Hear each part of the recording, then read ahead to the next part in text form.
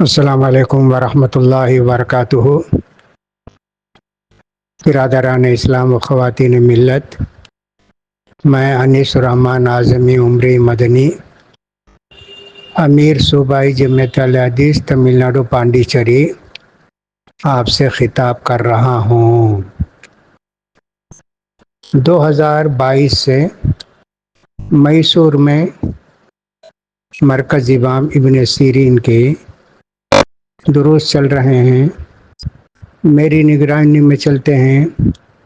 سارے دروس مجھے بھیجے جاتے ہیں اور بھیجنے سے پہلے، پروگرام سے پہلے مجھ سے منظوری بھی لیتے ہیں، میں ان کو منظوری دیتا ہوں۔ اب اس سے بڑا فائدہ ہو رہا ہے مردوں کو بھی عورتوں کو بھی، جو مسائل ان کو معلوم نہیں تھے وہ سب مسائل معلوم ہوتے ہیں، اور جتنے علماء ہیں سب علماء اہل حدیث ہوتے ہیں۔ کتاب و سنت کی روشنی میں ساری باتیں بیان کی جاتی ہیں، شرک و بدعت کا کوئی بیان نہیں ہوتا یہاں، اور تقلید کا بیان نہیں ہوتا۔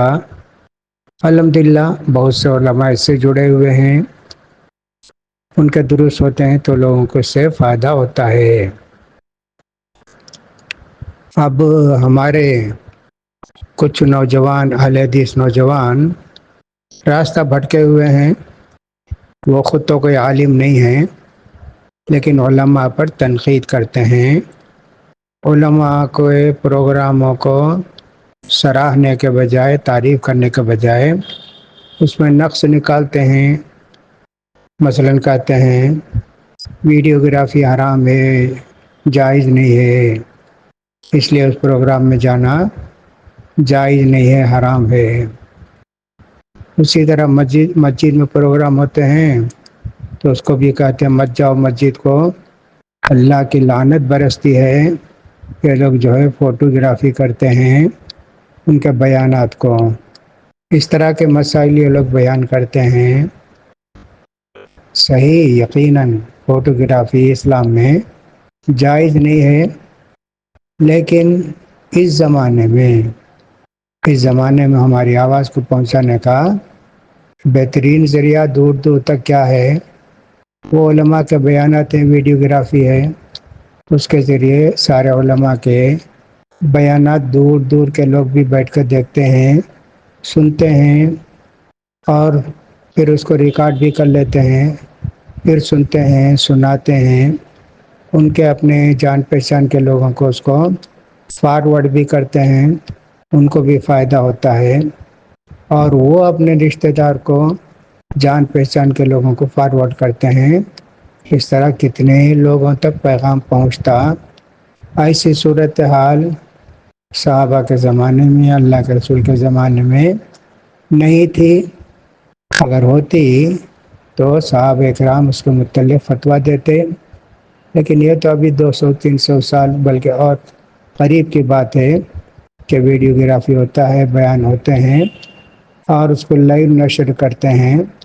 بیان یہاں مسجد میں ہوتا رہتا ہے، گھر میں بیٹھ کے بھی عورتیں سنتی رہتی ہیں، دیکھتی رہتی ہیں، بہت سارے فائدے ہوتے ہیں۔ لہٰذا ان نوجوانوں کو چاہیے کہ علماء سے رجوع کریں، یہ خود فتویٰ نہ دیں۔ بغیر علم کے فتویٰ دینا بہت بڑا گناہ ہے، معمولی گناہ نہیں ہے، بہت بڑا گناہ ہے۔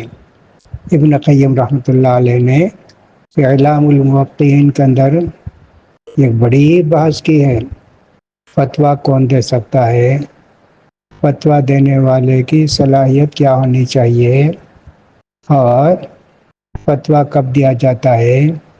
بہت ساری باتیں انہوں نے لکھی ہیں، اور ہر بات کے اندر اس کی تاکید کی ہے۔ بغیر علم کے فتویٰ دینا بہت بڑا گناہ ہے۔ ایسے انہوں نے اعلام الموقعین کتاب کے اندر بہت ساری باتیں لکھی ہیں۔ ان نوجوانوں کو چاہیے کہ وہ دیکھیں، پڑھیں کہ صاحب انہوں نے کیا لکھا ہے۔ ہاں، یہ نوجوان جو روکتے ہیں یہ گنہگار ہو جائیں گے۔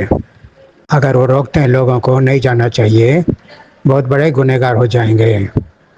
اب جہاں ویڈیو الگ ہے، مسجد میں سننے والے الگ ہیں۔ مسجد میں سننے والے ویڈیو تو نہیں دیکھتے نا، براہ راست دیکھتے، درس دینے والے کو، خطبہ دینے والے کو اپنی آنکھوں سے دیکھتے۔ تو یہ جو ویڈیو کی بات ہے وہ باہر کے لوگوں کے لیے ہے، لیکن تم لوگ تو مسجد سے منع کرتے کہ اللہ کی لعنت برستی ہے۔ کہاں حدیث میں، کون سی حدیث میں ہے کہ مسجد میں فوٹوگرافی کریں، ویڈیوگرافی کریں تو اللہ کی لعنت برستی ہے؟ ایسا کہیں نہیں ہے نا حدیث میں۔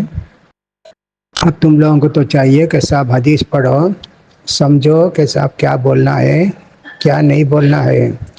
تو مسجد میں جانے سے روکتے، ومن اظلم ممن منع مساجد اللہ ان یذکر فیہا اسمہ، اس کے اندر یہ بھی آتا ہے اس سے بڑا ظالم کون ہوگا جو اللہ کے گھروں میں، مسجدوں میں اللہ کا ذکر کرنے سے روکتے ہیں یا اللہ کا ذکر سننے سے روکتے ہیں، یہ بھی اس کا معنی ہو سکتا ہے۔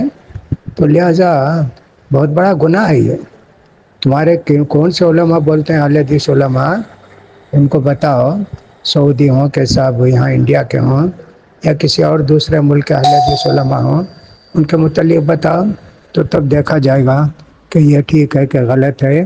اس لیے توبہ کرو، آئندہ ایسی حرکتیں نہیں کرنا چاہیے۔ اللہ سے ڈر کر زندگی گزارو جی۔ السلام۔